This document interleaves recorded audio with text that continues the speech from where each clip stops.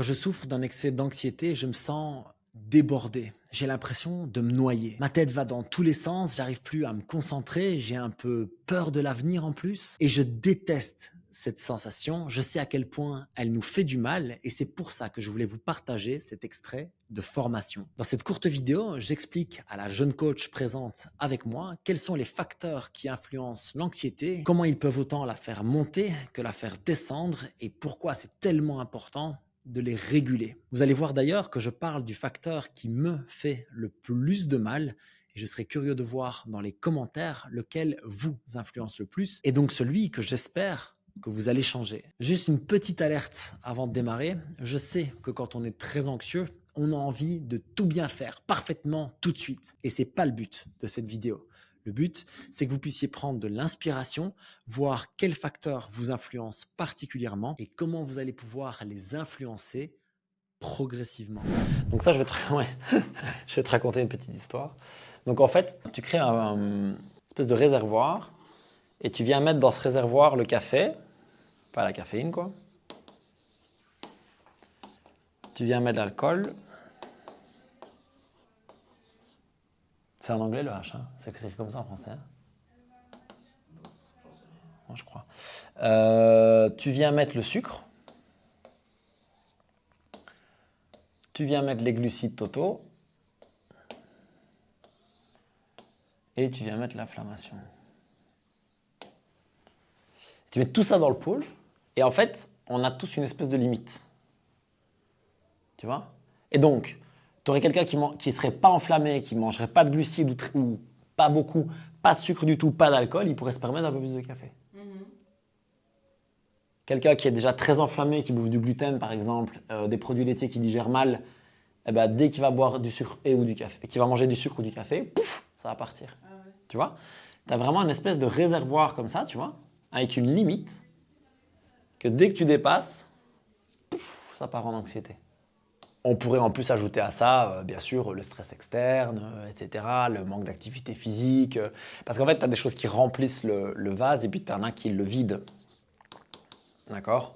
On sait que le sport, alors certains sports, parce que certains peuvent augmenter l'anxiété, mais certains le diminuent. La marche, la nature, ça on sait que ça marche très bien aussi. Certaines techniques de respiration, tu vois, donc il y a certaines choses qui peuvent aussi aider.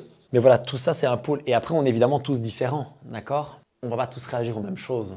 Mais en tout cas, tu peux vraiment voir que chez les gens qui ont déjà en plus une baseline, parce qu'en plus, tu as des gens qui naturellement ont déjà un réservoir, un peu, qui sont déjà un peu comme ça dans leur personnalité. Donc si en plus tu viens, tu vois ce que je veux dire? En gros, je commence déjà avec ce réservoir-là et puis après je viens ajouter du sucre, je viens ajouter du café. Alors là, VS, tu as des gens qui sont aussi naturellement beaucoup moins anxieux. Et du coup qui ont aussi la possibilité de se permettre un peu plus de choses. Ouais. Et tu vois, bah, tout ça est particulièrement eux. En contrebalance, tu as vraiment l'activité physique. Ça veut dire que tu pourrais imaginer d'avoir, je prends des nombres complètement inventés, d'accord, ne me fais pas dire que, tu pourrais avoir quelqu'un qui mange 100 grammes de glucides par exemple, et ça monte son anxiété jusque là, mais il fait plat de sport, et donc ça se compte. Tu vois ce que je veux dire? Donc il pourrait se permettre plus, tu vois, etc., etc. Je pense qu'il y a un truc qui est important aussi, c'est la capacité de digérer les glucides qui est très différente chez chacun. La capacité de les digérer d'une part au niveau digestif et d'une autre au niveau glycémie. Il y a des gens qui réagissent pas pareil. Tu vois, tu vas faire manger 2 tranches de pain à quelqu'un, t'en as qui vont se dire pas d'effet, et d'autres ça va pas, tu vois, ou je m'endors tout de suite. Tu vois? Donc là aussi, il faut bien sûr adapter à chacun. Quoi. Mais voilà, ça c'était la petite parenthèse sur l'anxiété. Et donc les glucides font totalement partie du bordel. Sachant que, juste une petite remarque, l'index glycémique a une influence énorme. C'est-à-dire que plus l'index glycémique est élevé, plus il y a un impact fort sur l'anxiété. Je connais pas grand monde qui mange un peu de riz blanc refroidi et qui se dit « Oh putain, je pars en couille ». Tu vois? Ouais, ouais. Gros plat de pâtes, mousse au chocolat, plus dur. Spéculoos dans le café. Ah ouais. Les fils qui se touchent, tu vois, c'est parti.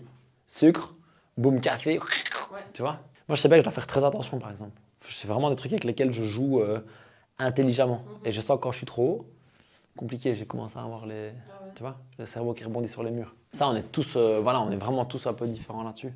Je prends souvent cet exemple parce que depuis que je l'ai vu, il m'a vraiment marqué. D'ailleurs, j'en parlerai dans la vidéo, je pense. Nassim Saïdi, toi, tu sais pas, probablement pas qui c'est.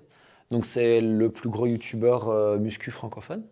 Plus d'1 million d'abonnés, ce qui en muscu est incroyable. Et il a expliqué comment il a fait sa sèche récemment. Donc, il a fait une sèche qui est vraiment impressionnante, franchement. Et il a encore, à Dieu grec. Il mangeait 400 grammes de glucides par jour pendant sa sèche. 400 grammes, 420 ou 450, un truc ahurissant. Ahurissant. Et bien, quoi. Mais 10 à 11 séances de sport par semaine. Vraiment beaucoup. Et en plus, clairement, quelqu'un qui deal bien avec les glucides. Ça se voit parce qu'en fait, depuis toujours, il mange pas de glucides. Il a toujours été très sec de base. Puis après, il a fait beaucoup de masse, mais plus jeune. Ça, c'est un bon indicateur d'ailleurs, de parenthèse. J'ai aucune preuve scientifique de ce que je te dis. Je le vois juste.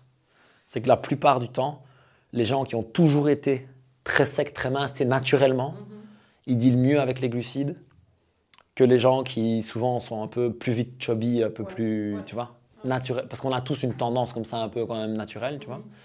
Ça se voit quand même, voilà, c'est que de l'expérience du terrain, ça. Il n'y a rien derrière. Bref, ce Nassim, qui est une machine de combat et qui bouffe 400, je sais plus, 420, 450 grammes de glucides. Je dis, mais moi, je fais ça, je meurs. Je meurs. Je bouffe 400 grammes de glucides par jour, je pète une case. Après 4 jours, il faut me... Et c'est impossible, impossible. Il faut m'attacher au lit, je vais mourir.